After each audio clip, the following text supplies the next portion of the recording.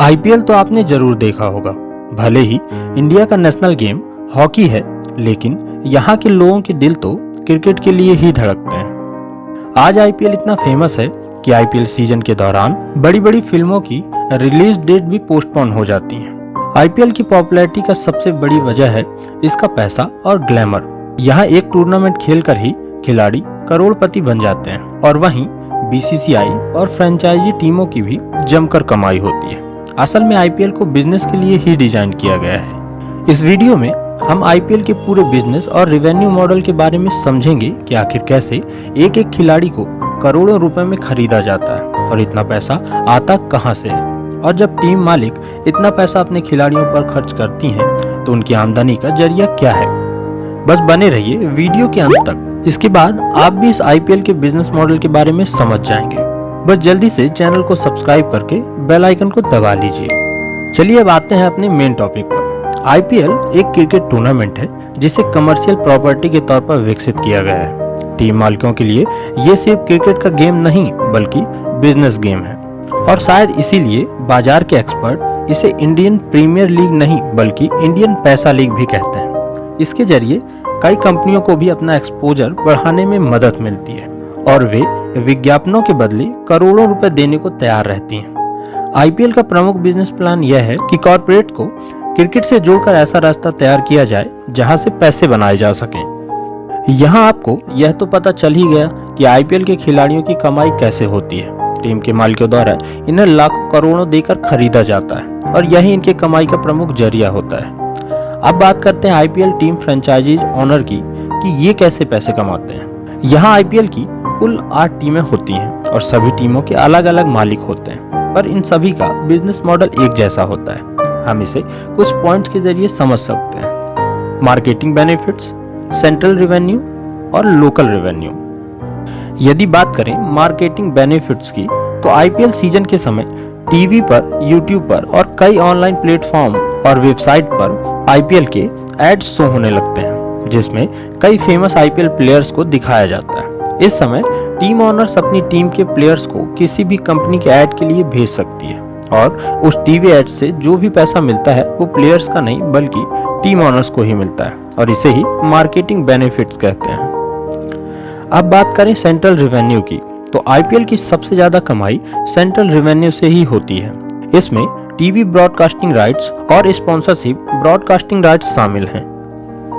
यहाँ पर TV channel और ऑनलाइन प्लेटफॉर्म्स को आईपीएल की लाइव स्ट्रीमिंग के लिए आईपीएल की सैटेलाइट राइट्स खरीदने होते हैं और इसके बदले में वह बीसीसीआई को बड़ी रकम पे करते हैं। 2007 से जब आईपीएल स्टार्ट हुआ, उस वक्त सोनी नेटवर्क ने 4000 करोड़ में आईपीएल के सैटेलाइट राइट्स अगले 10 सालों के लिए खरीद लिए थे। सोनी का यह राइट्स 2017 में समाप्त हो गया। अब 2018 से 2022 तक अगले 5 सालों के लिए सैटेलाइट राइट्स स्टार इंडिया ने खरीदे हैं, जिसके लिए स्टार इंडिया ने बीसीसीआई से 16,350 करोड़ का एग्रीमेंट किया हुआ है। यानी प्रत्येक वर्ष 3270 करोड़ रुपए तो सिर्फ सैटेलाइट राइट्स से ही आते हैं। इस रेवेन्यू से बीसीसीआई का हिस्सा काटने के बाद ये पैसा सभी टीम ओनर्स के बीच इक्वलिटी से बांट दिया जाता है।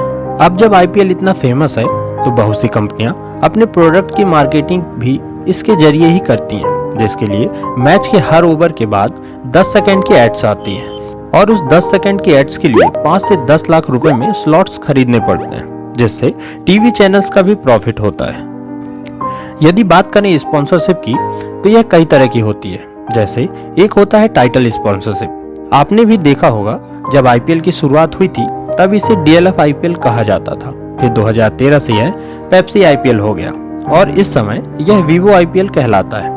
ये सभी कंपनियां टाइटल स्पॉन्सरशिप के लिए अच्छी खासी रकम बीसीसीआई को देती हैं, जो टीम ओनर्स में बराबर से बांट दिया जाता है। आईपीएल 2021 में टाइटल स्पॉन्सरशिप वीवो के पास है, जबकि को प्रेजेंटिंग स्पॉन्सरशिप में ड्रीम 11, बायजूस, फोन पे, जस्ट डायल आदि कंपनियों के नाम हैं, जिनमें अच्छी खासी कमाई बीसीसीआई को हो जाती है। इसी तरह कई अन्य तरह की स्पॉन्सरशिप भी होती हैं, जिनसे एक अच्छा खासा रेवेन्यू बीसीसीआई को जनरेट होता है।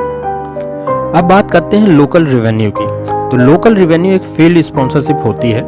आईपीएल मैच के दौरान जो भी चीज बाउंड्री रोप के अंदर होगी, उसमें बहुत से विज्ञापन दिखाई देते हैं, जैसे bats, T shirt, umpire, helmet boundary row, ground, stumps, boundary screen, इन सभी जगहों पर किसी कंपनी या उनके प्रोडक्ट का विज्ञापन दिखता है। इन सभी स्पॉन्सरशिप से भी टीम ओनर बड़ी रकम कमाते हैं।